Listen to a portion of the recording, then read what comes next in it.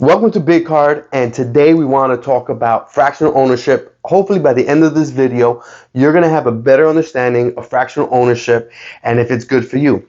And I was spent years out of the sports card industry. I recently came back. I'm a sports card collector. I'm not a flipper.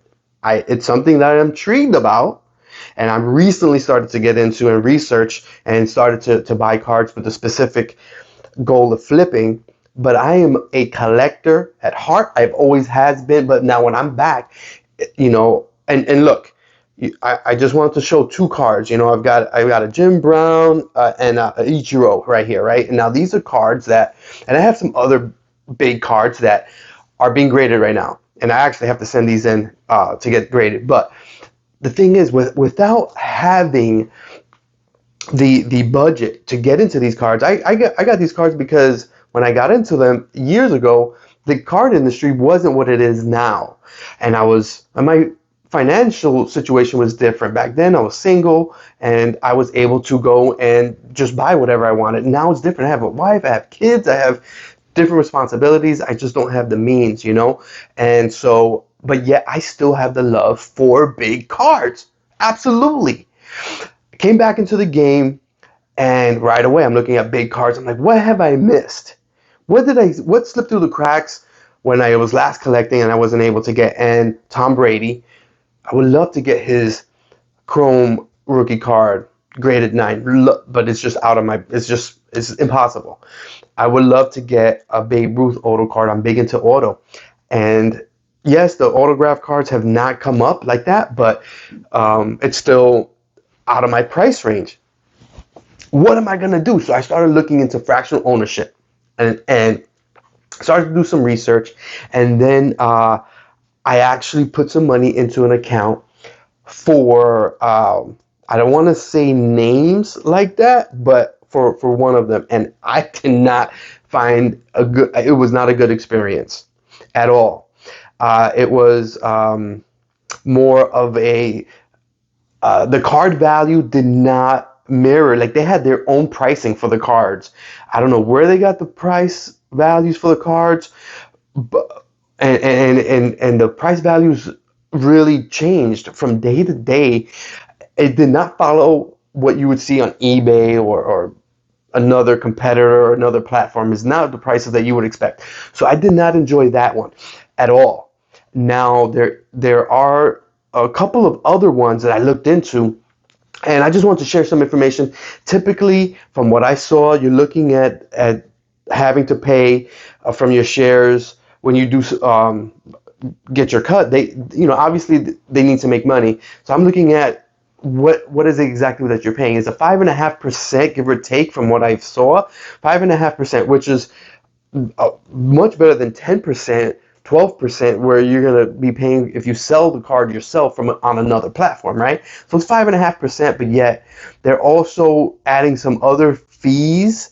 It wasn't clear on how that all works out, but 5.5% plus some other fees, and plus they keep shares of the card when for themselves. So when they sell the card, they keep shares. So they're making, I don't know. See, I couldn't get a clear answer on that part of it, but guaranteed they're getting 5.5% from your cut. I feel for what it is, and then on top of that, you're going into a pool with a lot of people. It just doesn't feel intimate. Really doesn't feel intimate at all. You got all these people, ending up $10 at a share.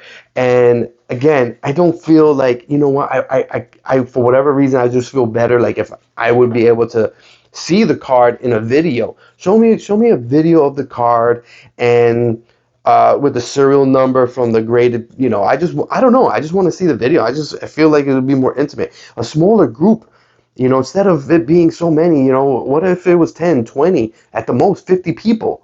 I think I would enjoy that a little bit more, where we can go ahead and all talk to each other. And then on top of that, another negative that I didn't like about the current platforms of fractional ownership is that they'll straight up just sell the card. They do have a vote, But 51% of the vote, the majority is what it said. So I'm assuming 51%, the majority, as soon as they vote yes, that's it. They sell off the card, whether you want to sell it or not. What if you want to do a longer term, or maybe your view of the the card is different. Maybe you're like, you know what? Nah, I want to sell in another year, 2 years, 3 years, or 6 months, or a month. Not this month. The time to sell is. I don't want it to be dictated like that. I want to be able to just get out of it or stay in it for as long as I want. I don't know. So in the comments, let me know what your experience has been with fractional ownership. This is just what I have seen, what I have researched. So just let me know, please. I'm very interested in it. I just wish the platforms were doing it a little bit differently. Um, I I'm gonna go ahead and talk to some other big card weight holders, some people that have some really nice cards, and I'm gonna see what their opinion is about cards and big cards and fractional ownership.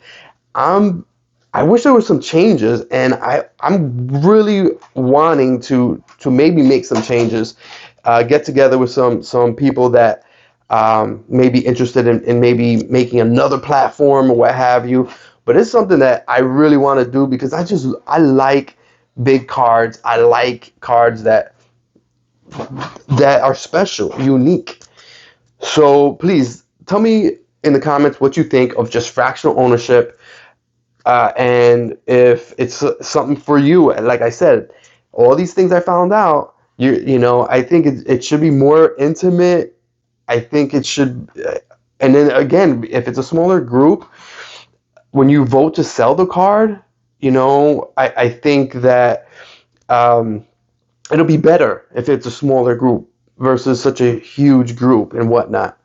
So just let me know what you think. And again, I think fractional ownership is something fantastic because it'll give the opportunity to people like myself to get into cards that I feel that are a better investment because they are they're unique. They're high dollar because of a reason, their career, their Hall of Fame career, or whatever the situation is. And because of that, I look at it as more of a long term hold.